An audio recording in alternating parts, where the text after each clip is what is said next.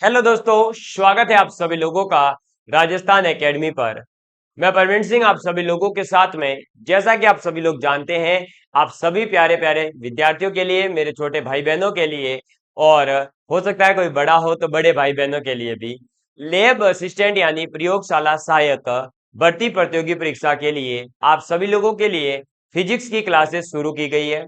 इससे पहले भी हमने 2018 और 21 के लिए भी आपको कंप्लीट क्लासेस प्रोवाइड करवा रखी है, और वो भी free of cost YouTube channel पर ही अभी भी प्लेलिस्ट के माध्यम से वो अवेलेबल है। लेकिन उसके अंदर हमने आप सभी लोगों को जो है लैपटॉप के माध्यम से पढ़ाया था, यानी पीपीटीज के माध्यम से। अब वही पूरा का पूरा और उससे भी ज्यादा रिफाइनिंग कंटेंट आप लोगों को इस स्मार्ट बोर्ड के माध्यम से परवीन सिंह यानी कि मेरे खुद के द्वारा ही आप लोगों को पढ़ाया जाएगा, आपके प्यारे से ना मुस्कुराहट वाले सर के साथ में। अपन अभी तक जो है आप लोगों ने मुझे बिना चेहरे के पढ़ा था फिजिक्स को, इसलिए आप कहते थे कि सर क्या पढ़ाते हो, लेकिन एक्सप्रेशन अगर सामने होते तो और मजा आता। तो अब वही सब एक्सप्रेशंस आपके सामने होंगे, और मैं आप सभी लोगों को फिजिक्स बहुत ही आसान से शब्दों में समझाने का प्रयास करूंगा। यह इलेक्ट्रोस्टैटिक्स का दूसरा लेक्चर है ना। ये कौन सा लेक्चर है? दूसरा लेक्चर है। इससे पहले का लेक्चर हमारे यूट्यूब पर प्लेलिस्ट के अंदर अवेलेबल है, और वहां स्पष्ट लिखा हुआ है lab assistant physics online class 2023-24। उस सीरीज को फॉलो करिएगा। और आपसे एक होमवर्क दिया गया था कि इस सीरीज का, लैब असिस्टेंट जो अपनी सीरीज शुरू की गई है फिजिक्स की क्लासेस की, इस सीरीज का नाम क्या देना है वो भी आप बताएंगे। जल्दी से नाम बता दीजिएगा, है ना। फिर अपन इस सीरीज का नाम रखेंगे और इस सीरीज को भी पूरा करेंगे। चलिए अब बात करते हैं अपन आगे। तो सबसे पहले कल जो थोड़ा बहुत पढ़ा था उसको रिकैप करते हैं और फिर आगे बढ़ेंगे। तो हमने कल कुलम नियम के बारे में पढ़ लिया था। अब कुलम नियम क्या था? क्या दो लाइनों के माध्यम से या फॉर्मूला याद करने से पूरा होगा? नहीं। कुलम नियम को आज अपन काफी अच्छे से समझेंगे, और उसको जो है एकदम अच्छे तरीके से रिफाइनिंग करने की कोशिश करेंगे, और जो भी क्वेश्चंस बनते हैं वो भी करने की कोशिश करेंगे। सर्वप्रथम कुलम का नियम है क्या? तो कुलम नियम जो है बेसिकली दो आवेश होते हैं, हमें पता है कि एक पॉजिटिव हो सकता है, एक नेगेटिव हो सकता है, या दोनों पॉजिटिव हो सकते हैं, दोनों नेगेटिव हो सकते हैं। तो ऐसे आवेशों के मध्य जो है बल लगता है, और वह बल प्रतिकर्षण करेगा या आकर्षण करेगा। ये तो मैंने बता दिया था कि अगर दोनों समान आवेश है तो हमेशा प्रतिकर्षण होगा, और अगर दोनों विपरीत आवेश है तो आकर्षण होगा। लेकिन जब यह पता चल गया कि आकर्षण और प्रतिकर्षण होगा, तो हमारे वैज्ञानिकों के दिमाग में यानी कुलम महोदय के दिमाग में आया कि आखिर ये आकर्षण और प्रतिकर्षण होगा कितना। होगा ये मैं मान लेता हूं, लेकिन होगा कितना मुझे क्वांटिटी फाइंड आउट करनी है। तो फिर हमारे कुलम महोदय ने लगातार कई एक्सपेरिमेंट्स करे, और आखिरकार जाकर के 1785 में यानी 1785 के अंदर जो है इन्होंने कुलम्स का नियम दिया। और इन्होंने जो नियम दिया था वो ये दिया था कि जो ये स्थिर वैद्युतिक बल होता है ना, वह बल दूरी जो होती है दो आवेशों के मध्य में, उस दूरी के वर्ग के व्युत्क्रमानुपाती होता है, यानी इनवर्सली प्रोपोर्शनल होता है। और आवेशों का जो मान है उनके गुणनफल के समानुपाती होता है। ये बात बताई थी। और इसके दोनों लाइनों को यूज करके अपन ने ये लाइन लिखी थी कि एफ ई यानी इलेक्ट्रोस्टैटिक फोर्स डायरेक्टली प्रोपोर्शनल हो जाएगा Q1 Q2 के, और इनवर्सली प्रोपोर्शनल है R स्क्वायर के। तो अपन ने ये फॉर्मूला लिखा था। फिर आप लोग सभी जानते हैं कि फिजिक्स के अंदर जब भी हमें कहीं पर भी प्रोपोर्शनलिटी वाला साइन मिलता है, यानी ये वाला साइन मिलता है, तो इसको एक कांस्टेंट के माध्यम से हटाया जाता है, नियतांक के माध्यम से हटाया जाता है। हमने के लगा करके इसको हटा दिया। तो ये जो एक नया नियतांक आया था, इस नियतांक का मान मैंने कल बता दिया था 9 इंटू 10 की घात 9 होता है। इसकी जो यूनिट है वो होती है न्यूटन मीटर स्क्वायर पर कूलम स्क्वायर। इसकी जो ये इकाई है, यूनिट है, ये कैसे आती है? तो हमें पता होना चाहिए कि Q1 और Q2 दोनों के दोनों आवेश है, और आवेश का जो मात्रक होता है वो कूलम होता है, जिसे हम C से प्रदर्शित करते हैं। हमारे पास R स्क्वायर है, और R जो है वो दूरी को प्रदर्शित कर रहा है, और दूरी को मापने का जो मात्रक है वो है हमारा मीटर, जिसे हम स्मॉल m से प्रदर्शित करते हैं। इसके साथ में हमारे पास जो ये बल आ रहा है, और बल जो होता है उसका मात्रक होता है न्यूटन, क्योंकि बल के बारे में जो है न्यूटन महोदय ने ही बताया है। तो इसे हम रिप्रेजेंट करते हैं कैपिटल N से। तो अगर हमें इस k की यूनिट निकालनी है तो हम क्या करेंगे, इस F को r स्क्वायर से गुणा करेंगे और Q1 Q2 का भाग देंगे, तो हमारे पास इसकी इकाई आ जाएगी न्यूटन मीटर स्क्वायर पर, यानी स्लैश और कूलम स्क्वायर। ठीक है, ये जो k है इसका मान डायरेक्टली 9 इंटू 10 की घात 9 नहीं आता है। 9 इंटू 10 की घात 9 तो जो है एक बाद में वैल्यू को सॉल्व करके क्वेश्चन को जल्दी से सॉल्व करने के लिए हमने याद कर रखी है, लेकिन इसका जो मान आता है वो आता है यहां से 1/4 पाई एप्सिलॉन नॉट से। कहां से आता है? 1/4 पाई एप्सिलॉन नॉट जो है वो k का मान होता है। अब यहाँ पर जो आपका ये एप्सिलॉन नॉट है ये क्या होता है, और आपने कई बार इस चैप्टर में ऐसे क्वेश्चन पढ़े होंगे कि इस माध्यम में इतना बल लग रहा है, अगर किसी और माध्यम में जाते हैं तो बल पर यह प्रभाव पड़ता है। तो बताइए उसकी दूरी पर क्या प्रभाव पड़ेगा, आवेशों के मान पर क्या प्रभाव पड़ेगा, इसके बारे में अपन बात करेंगे। तो सर्वप्रथम हम इस k की जो ये वैल्यू है इसके ऊपर थोड़ी सी जो है पढ़ाई करने की कोशिश करेंगे या फोकस करेंगे कि इस पर बेस्ड क्वेश्चन कैसा आ सकता है। तो आप k का मान लिखेंगे सभी। k का मान कितना है? तो k का मान है 1/4 पाई एप्सिलॉन नॉट। ठीक है, यह है k का मान, और इसे जब हमने सॉल्व किया तो इसका मान आया 9 इंटू 10 की घात 9 न्यूटन मीटर स्क्वायर पर कूलम स्क्वायर। ठीक है, ये जो हमारे पास एप्सिलॉन नॉट है, एप्सिलॉन नॉट का मान होता है 8.854 इंटू 10⁻⁻12 कूलम स्क्वायर पर न्यूटन मीटर स्क्वायर। ठीक है, ये मान याद रखना। ये जो हमारे पास एप्सिलॉन नॉट है ये होता है परमिटिविटी, है ना, और परमिटिविटी ऑफ मीडियम की बात कर रहे हैं, वो होती है 8.854 इंटू 10⁻⁻12 कूलम स्क्वायर पर न्यूटन मीटर स्क्वायर। ये याद रखना, डायरेक्ट आपसे पूछी जा सकती है इसके मान की वैल्यू, है ना, तो डायरेक्ट याद रखना। इसके साथ में जो इसकी वीमा होती है, यानी इसका जो डायमेंशनल फॉर्मूला है वो क्या होता है, वो भी आप याद रख सकते हैं। तो m-1 l-3 t-4 a square इसका फॉर्मूला है। क्या है? m-1 l-3 t⁻⁻4, sorry t⁻4, एक सेकेंड, है ना। अच्छा ये काम, अरे आजा, तो एक सेकेंड, चलिए आ गया। t⁻4 होता है ना, t⁻4, -4 नहीं, t⁻4 और a का स्क्वायर, ये होता है इसका विमीय सूत्र या विमा, आप याद रख सकते हैं। क्लियर? चलिए इसको थोड़ा सा मैं इधर ला रहा हूं, फिर इसके बारे में और आगे बात करनी है अभी, इसलिए अब देखिए ये जो अपन ने एप्सिलॉन नॉट है ये तो मीडियम, जब अपना हवा या कोई एयर है तब बात करिए, निर्वात जिसे कहते हैं या हवा का माध्यम होगा तब तो k का मान आप डायरेक्ट लिख लोगे 9 इंटू 10 की घात 9। लेकिन जब अन्य माध्यम की बात की जाती है तब अन्य माध्यम में क्या k की मान ये डायरेक्ट ले सकते हैं? तो नहीं ले सकते। तब आपका k जो है वो अलग हो जाता है, और k का मान क्या होता है उसके बारे में बात करेंगे।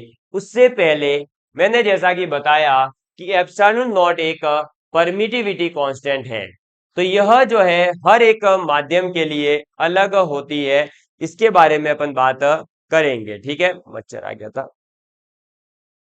तो सर्वप्रथम हम ये समझेंगे कि हमारे पास जो है अगर अन्य माध्यम आ जाए तब क्या करना होता है। तो आप लिखिएगा अन्य माध्यम में। ठीक है, जब अपने पास कोई अन्य माध्यम आएगा तब आपको क्या करना है? तो अन्य माध्यम आने पर सर्वप्रथम आपको जो चीज याद रखनी है वो याद रखना है परावैद्युतांक। परावैद्यु एक मिनट, परावैद्युतांक याद रखना है। और ये जो परावैद्युतांक होता है इसे अपन एप्सिलॉन आर से प्रदर्शित करते हैं। ये क्या है इसकी बात अपन अभी आगे करेंगे, इसको समझना जरूरी है, इसलिए पहले लिख लीजिएगा परावैद्युतांक यानी एप्सिलॉन आर। और एप्सिलॉन आर बराबर होता है किसके, तो एप्सिलॉन आर बराबर होता है आपके एप्सिलॉन अपॉन एप्सिलॉन नॉट के।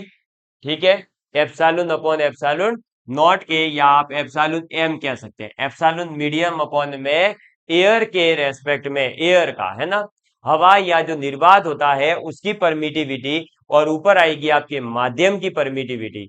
तो अगर आप किसी अन्य माध्यम में जाते हैं तो अन्य माध्यम की परमिटिविटी डिवाइड बाय हवा या निर्वात की परमिटिविटी बराबर होती है परावैद्युतांक एप्सिलॉन आर के। इसे आप इंग्लिश में डाई इलेक्ट्रिक कांस्टेंट कहते हैं, जिसे आप अभी तक के से रिप्रेजेंट करते थे, डाई इलेक्ट्रिक कांस्टेंट के। समझ में आ गई बात। और ये जो अपना परावैद्युतांक है ये बराबर किसके होता है, तो यह बराबर होता है आपके निर्वात या वायु में आवेशों के मध्य बल।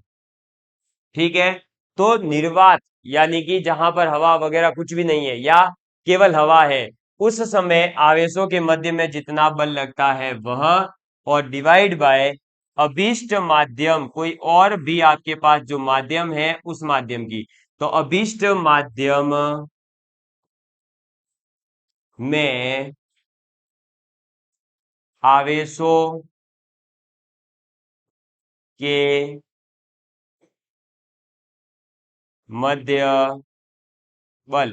ठीक है, तो आपको ये याद रखना है कि परावैद्युतांक epsilon r epsilon medium upon epsilon naught होता है, या फिर आप इसी को ये कह सकते हो कि निर्वात या वायु में आवेशों के मध्य लगने वाला बल डिवाइड बाय अभिष्ट माध्यम में किसी भी एक पर्टिकुलर मीडियम के अंदर आवेशों के मध्य में जो बल लगेगा उसका अनुपात भी एप्सिलॉन आर यानी परावैद्युतांक डाई इलेक्ट्रिक कांस्टेंट के को प्रदर्शित करता है। समझ में आ गई बात। ठीक है, अब अपन इस के का मान अन्य माध्यमों में क्या हो जाता है उसके बारे में पढ़ते हैं। ये एक दूसरे के साथ में पढ़ना ही हमारे लिए जरूरी है, इसके लिए मैं यहीं पर लिखूंगा, ध्यान से देखिएगा कि के बराबर 1/4 पाई, है ना। अब एप्सिलॉन नॉट तो केवल कब आता है, जब हवा या निर्वात का माध्यम होता है।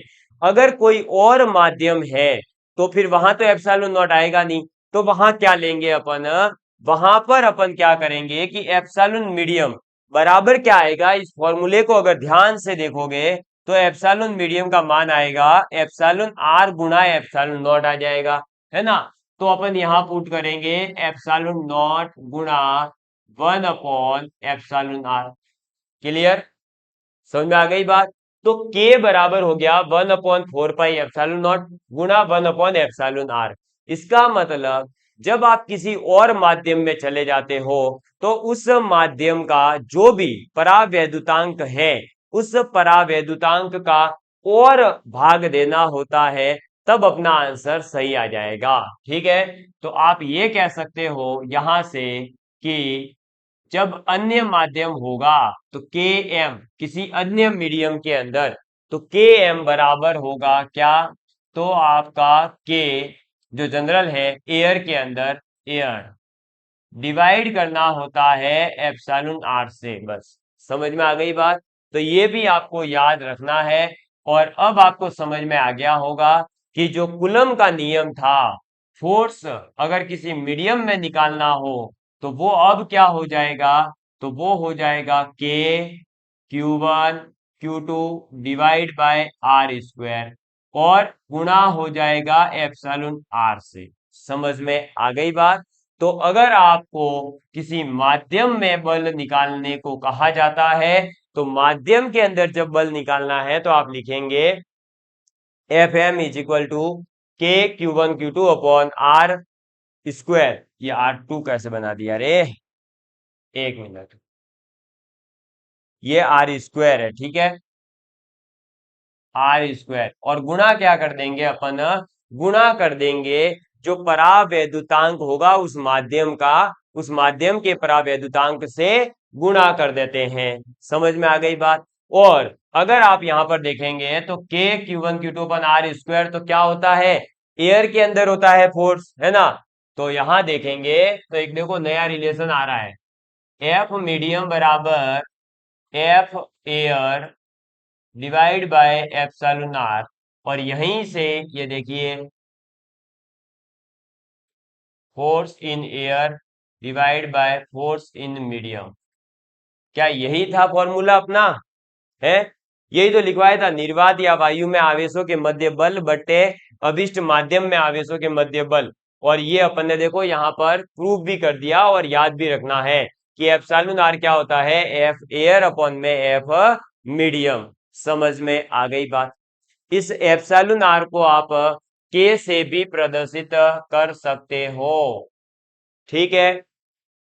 तो अब कूलम का नियम केवल और केवल आपको वायु या निर्वात के लिए ही याद नहीं रखना है। अगर किसी अन्य माध्यम में आप चले जाते हो तो उस माध्यम का आपके पास परावैद्युतांक यानी डाई इलेक्ट्रिक कांस्टेंट होगा, आप उससे डिवाइड करोगे तब आपका उस माध्यम में बल कितना लग रहा है वो भी निकल जाएगा, ठीक है। इस पर बेस्ड क्वेश्चन कैसे आते हैं वो भी मैं बताऊंगा, तब आपको और अच्छे से एकदम क्लियर हो जाएगा, कहीं पर भी किसी प्रकार का टेंशन करने की जरूरत नहीं है। हाँ, यहां पर एक चीज और जरूर नोट करें कि निर्वात या वायु का जो परावैद्युतांक है यानी एप्सिलॉन आर है वो होता है 1, और दूसरा है सुचालक यानी कि कंडक्टर, तो सुचालक का एप्सिलॉन आर इनफाइनाइट। समझ में आ गई बात। सुचालक जितने भी होते हैं उनका जो एप्सिलॉन आर है परावैद्युतांक नियतांक है वो इनफाइनाइट होता है, अनंत होता है। समझ में आ गई बात, क्लियर है आप सभी लोगों के लिए। इसीलिए एक बार नीट के अंदर ये क्वेश्चन पूछा गया था कि जो धातु होते हैं उन धातुओं का एप्सिलॉन आर यानी परावैद्युतांक कितना होता है, तो धातुओं का परावैद्युतांक अनंत होता है क्योंकि धातु सुचालक होते हैं, कंडक्टर होते हैं। समझ में आ गई बात। तो मुझे उम्मीद है कि अगर आपने इसको नोट डाउन किया होगा, अच्छे से सुना होगा, तो आपको अब जो है एक जो लास्ट कहते हैं ना कि अपने शॉर्ट नोट्स के रूप में, क्रिप्स के रूप में याद क्या रखना है, तो पहली चीज याद रखनी है कि इलेक्ट्रोस्टैटिक्स फोर्स होता है के Q1 Q2 divide bye are square, लेकिन यहां पर के का मान होता है 9 इंटू 10⁻9 न्यूटन मीटर स्क्वायर पर कूलम स्क्वायर, और ये केवल और केवल वैलिड किसके लिए है, पर जब वायु या निर्वात माध्यम है, वायु या निर्वात माध्यम है तब, ठीक है। दूसरा जो आपको याद रखना है कूलम नियम में, वो दूसरा पॉइंट ये याद रखना है कि अगर किसी अन्य माध्यम में पूछा जाए, वायु देखो माध्यम दे रखा हो तभी आपको माध्यम की बात करनी है, अगर एग्जाम में कोई माध्यम की बात ही नहीं कर रहा तो आपको हमेशा ये मानकर चलना है कि वायु या निर्वात ही माध्यम है। अब किसी अन्य माध्यम जैसे तेल की बात करेगा, कभी पानी की बात करेगा, कभी लोहे की बात करेगा, तो ऐसे किसी अन्य माध्यम में जब बल निकालना है तो फॉर्मूला हो जाता है के Q1 Q2 upon are square, air वाला तो एज इट इज आएगा ही, साथ में गुणा हो जाएगा 1 अपॉन एप्सिलॉन आर से। समझ में आ गई बात, क्लियर है, ठीक है। तो अब एप्सिलॉन आर जो है वो आपको जो भी एग्जाम में देगा उसके अकॉर्डिंग आप क्वेश्चन को सॉल्व करेंगे और अपना आंसर निकाल लेंगे। तो किसी भी अन्य माध्यम के लिए, तो ये फॉर्मूला किसके लिए है? अन्य माध्यम में बल। तो कोई अन्य माध्यम होगा तो फिर आप ये फॉर्मूला यूज करेंगे। और एप्सिलॉन आर क्या है? परावैद्युतांक है, बता ही दिया। तीसरा जो रिलेशन याद रखना है वो है एप्सिलॉन आर बराबर होता है epsilon upon epsilon not. Epsilon medium भी आप कह सकते हैं। तो एप्सिलॉन आर यानी परावैद्युतांक बराबर होता है एप्सिलॉन मीडियम अपॉन में एप्सिलॉन नॉट। यानी कि एयर के अंदर परमिटिविटी और मीडियम में परमिटिविटी का अनुपात जो होता है वो परावैद्युतांक डाई इलेक्ट्रिक कांस्टेंट के को प्रदर्शित करता है। समझ में आ गई बात? एप्सिलॉन नॉट की वैल्यू बताई दी है 8.85 इंटू 10⁻⁻12 कूलम स्क्वायर पर न्यूटन मीटर स्क्वायर होती है। ये तीन चीजें अगर आपको कूलम नियम में याद है तो आपका काम आसान हो जाएगा। आपका कैसा भी न्यूमेरिकल आएगा आप सॉल्व कर पाएंगे। ये चीज मैं आपके सामने खुद आपको पीवाई क्यूज जब करवाऊंगा तो आपको बताऊंगा कि देखो कैसे ये तीन फॉर्मूले ही बार बार यूज करने हैं। ठीक है, आप इसे नोट डाउन कर लीजिए। कूलम नियम यहीं पर जो है अपना बेसिक जो कहते हैं ना वो पूरा होता है। अब कुछ छोटे छोटे से पॉइंट है हिंदी के अंदर, वो मैं आपको लिखवा देता हूं। ठीक है, उसके बाद में अपन करेंगे न्यूमेरिकल प्रैक्टिस यानी कि आंकिक प्रश्नों को। ठीक है, चलो। अब ये भाई हिंदी में कुछ लिखा हुआ है तो हिंदी शुद्ध लिखें आप, ताकि आपके एग्जाम में जब क्वेश्चन आए तो आप कर सकें। एक तो अपन लिख रहे हैं कूलम के नियम। इंग्लिश मीडियम वालों को मैं कन्वर्ट करके बता दूंगा। तो कूलम के नियम का सदिश निरूपण। किसकी बात कर रहा हूं? कूलम नियम जो है, जो अपन ने अभी पीछे फॉर्मूला पढ़ा है, उसका सदिश निरूपण यानी vector form of Coulomb's law. तो vector form of Coulomb's law इसलिए याद करनी है क्योंकि ये हमारे एनसीईआरटीज में आरबीएसई की बुक्स में दे रखी है। और कई बार जेई मेंस और नीट के अंदर डायरेक्ट केवल फॉर्मूला पूछा गया है, तो फॉर्मूला याद होना चाहिए। अब F12 और ऊपर एरो लगेगा क्योंकि बल जो है वो एक सदिश होता है और वेक्टर के ऊपर एरो लगता ही है। 1/4 पाई एप्सिलॉन नॉट गुणा Q1 Q2 divide by bracket मतलब mod R1 vector minus R2 vector mod की पावर 3 और मल्टीप्लाई करोगे R1 vector minus R2 vector. समझ में आ गई बात? अब यहां पर जो है आप इस चीज का जरूर ध्यान रखें कि अगर यही पूछ लिया जाए, लेकिन वो क्या करेगा एग्जामिनर आपको कंफ्यूज करने के लिए और आपका क्वेश्चन गलत करवाने के लिए कह देगा कि कूलम बल का सदिश निरूपण ही करिए लेकिन किसी अन्य माध्यम में। तो माध्यम में अगर आपको निरूपण करना है तब भी ये का यही फॉर्मूला रहेगा। केवल और केवल क्या फर्क पड़ेगा आपको पता ही है, ये तो आएगा ही आएगा, ये पूरा एयर वाला तो आएगा ही आएगा। यानी Q1 Q2 अपॉन में R1 vector minus R2 vector की पावर 3 गुणा R1 vector minus R2 vector, और बस इसका गुणा कर दोगे किससे? 1/एप्सिलॉन आर यानी जो भी माध्यम लोगे उस माध्यम के परावैद्युतांक से, और कुछ भी नहीं करना है। ये फॉर्मूला है हवा के लिए। ये माध्यम वाले आपसे क्वेश्चन पूछता है इसलिए, तो ये तो है हवा में, या आप कह सकते हो निर्वात में। और यह जो है आपके अन्य माध्यम में। ठीक, समझ में आ गई बात? क्लियर है? क्लियर है ना एकदम अच्छे से। तो बस ये जो आपको पॉइंट बताए जा रहे हैं ये पॉइंट याद रखना, क्योंकि जैसे जैसे देखो एग्जाम होते जाते हैं तो क्वेश्चंस के जो पूछने का तरीका होता है वो आपके फर्स्ट 2016 में इन्होंने बहुत टफ पेपर बना के पूछ लिया, फिर 18 में थोड़ा सा टफ बना के पूछ लिया, 21 में थोड़ा सा इजी दे करके पूछा है, अब 22 में जो है एकदम नए नए क्वेश्चन और बनाने की प्रयास करेंगे, क्योंकि टॉपिक वही रख रहे हैं कुलम का नियम। अब कुलम के नियम पर जो फिक्स क्वेश्चन बनते हैं वो तो इन्होंने एक बार पूछ लिए, तो अब बार बार जो है कुछ ना कुछ नई चीजें पूछने का प्रयास करेंगे, इसलिए ये पॉइंट याद रखना जरूरी है। ठीक है, दूसरा आप इसमें पॉइंट लिखेंगे स्टार मार के, ये पहला पॉइंट था। दूसरा पॉइंट है कि 10 की घात -15 मीटर, 10 की घात -15 मीटर की कोटि, या कोटि मतलब इस लेवल तक है ना, 10 की घात -15 मीटर की जो डिस्टेंस होती है कोटि, या इससे अगर कम दूरी है, इससे कम दूरी के लिए के लिए कूलम का नियम, कूलम का नियम लागू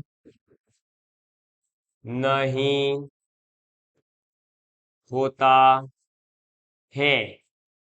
ठीक है, अगर दो आवेशों के मध्य की जो दूरी है वह दूरी 10 की घात -15 मीटर की कोटि तक है, यानी भाई जैसे होता है ना 5 × 10, जैसे देखो अपन ने पीछे अभी देखा था कि जैसे एप्सिलॉन नॉट की वैल्यू है 8.85 × 10⁻12। अब सपोज करो वो होती 8.85 × 10⁻16 और वो होती डिस्टेंस, तो फिर ये कूलम का नियम वैलिड नहीं होता। यानी 10 की घात -15 मीटर या इससे छोटी डिस्टेंस आ रही हो तो फिर आपके यह जो कूलम नियम है ये लागू नहीं रहता है। इसके नहीं लागू होने का कारण यह है कि 10 की घात -15 मीटर से कम डिस्टेंस पर जो है फिर आपका नाभिकीय बल लगने शुरू हो जाते हैं, और जब नाभिकीय बल लग रहे हैं तो फिर वहां पर यह कूलम नियम जो है इनवैलिड हो जाता है, कूलम नियम नहीं लग पाता है। ठीक, चलो आगे तीसरा पॉइंट आप लिखेंगे, ये भी एक इंपॉर्टेंट पॉइंट है।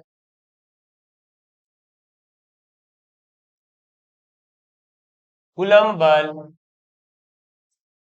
एक संरक्षी यानी कि कंजर्वेटिव फोर्स है, संरक्षी बल है। ये याद रखना कि जो हमारा कूलम बल होता है, जो इलेक्ट्रोस्टैटिक फोर्स है, वो एक संरक्षी बल है, इंग्लिश में आप लिख सकते हैं कंजर्वेटिव फोर्स। ठीक है, मैं यहीं पर डायरेक्ट बस कंजर्वेटिव लिख रहा हूं, तो कंजर्वेटिव फोर्स, क्लियर बात। यह एक कंजर्वेटिव फोर्स है, संरक्षी बल है, कौन? कूलम बल। ठीक है, ये याद रखना पॉइंट, क्योंकि ये पूछा जा सकता है थ्योरेटिकल पॉइंट ऑफ व्यू से। इसके अलावा आगे लिखेंगे दो आवेशों पर लगने वाला बल किसी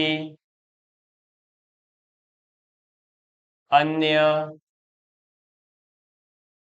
आवेश की, किसी अन्य आवेश की उपस्थिति यानी प्रेजेंट होने से, अन्य आवेश की उपस्थिति से प्रभावित नहीं होता है। ठीक है, तो आपके दो आवेश हैं, उन दो आवेशों के मध्य में बल लग रहा है, इसको आप डायग्राम से भी देख सकते हो। ये है एक Q1 और एक है ये Q2। ठीक है, इन दोनों आवेशों के मध्य में बल लग रहा है, इन दोनों आवेशों के मध्य में क्या लग रहा है? बल लग रहा है। अब मैं क्या है कि थोड़ा सा बदमाश आदमी हूं और मैंने क्या करा, एक तीसरा आवेश और लेकर के आ गया।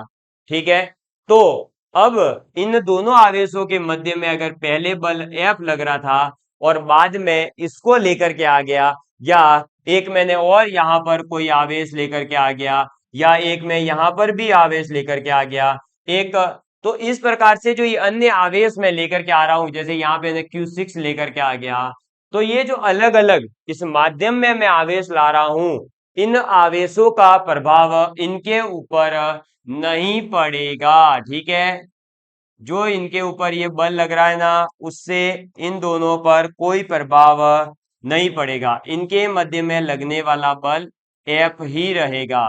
हाँ, इनके और इनके बीच में फिर कोई अलग से बल लग रहा होगा, वो लगेगा ही। इनके इनके बीच लगेगा, वो अलग बात है। लेकिन जब इन दोनों के बीच लग रहा है तो इसका कोई प्रभाव नहीं। जब इन दोनों के बीच F बल लग रहा है तो ये आजू बाजू के जो चार आवेश है, इनका कोई प्रभाव नहीं। आप इसको ऐसे समझ सकते हैं कि कुछ लोग तो होते हैं जो अपने आसपास की नेगेटिविटी को थोड़ा सा भी अगर देख ले, थोड़ा सा भी उसको महसूस करने लग जाए, तो वो खुद एक नेगेटिव इंसान बन जाते हैं। वहीं पर हम देखते हैं कि कुछ लोग ऐसे होते हैं जिनके शरीर पर चूह तक नहीं रेंगती, यानी कि उनको जो है कोई फर्क नहीं पड़ता है, आसपास के लोग क्या कर रहे हैं, क्या कह रहे हैं, उससे कोई फर्क नहीं पड़ता। इसीलिए कहा जाता है कि जिस भी व्यक्ति को सफल बनना है, उस व्यक्ति को सफल बनने के लिए बहरा बनना पड़ता है, या आसपास की जो चीजें होती है उन्हें छोड़ देना पड़ता है, उनका प्रभाव अपने ऊपर नहीं आने देना पड़ता है, तभी वह व्यक्ति सफलता प्राप्त कर सकता है। अन्यथा तो अपने आसपास के लोग तो आपको हमेशा ही हराने के लिए, आपको हमेशा ही नीचे झुकाने के लिए तैयार बैठे हैं, और इन्हीं को आपको दिखाना है कि आप लोगों ने मेरे हार का इंतजार किया था, लेकिन मैंने तुम्हें जीत कर दिखाया है। और इसीलिए आप हमेशा एक दो लाइनों को याद जरूर रखें अपने मन में कि रख हौसला वो मंजर भी आएगा, प्यासे के पास चलकर समंदर भी आएगा, प्यासे के पास चलकर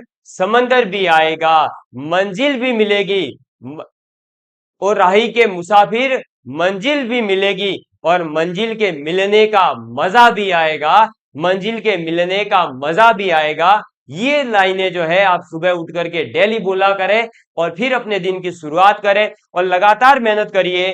आपको 1 साल बाद, 1.5 साल बाद, आप जब किसी सरकारी विद्यालय में जाकर के ज्वाइन कर रहे होंगे कि आज हमारे पिता, फिर आपके पिताजी कहेंगे आज मेरे सुपुत्र ने यहाँ इस विद्यालय में प्रयोगशाला पद पर ज्वाइनिंग करी। जब मेरे पिताजी ने इस प्रकार का स्टेटस लगाया था तो मुझे बहुत खुशी मिली थी। और आप लोगों को भी अगर वह खुशी प्राप्त करनी है, अपने माता पिता के चेहरे पर मुस्कुराहट लानी है, तो उसका एक ही जरिया है, लगातार मेहनत करिए। एक कमरे के अंदर अपने आप को बंद कर लीजिए, सुबह शाम और दोपहर केवल और केवल चाय और पानी के साथ में, और खाने के साथ चौथी चीज अगर कुछ खानी या पीनी है तो वो है केवल पढ़ाई की किताबें, पढ़ाई की कॉपियां, उनको खाते रहिए, पीते रहिए। जब उन्हें खा पी करेंगे तो ऑटोमेटिकली आप जो है एक क्या करेंगे, सफलता का कवच प्राप्त कर लेंगे।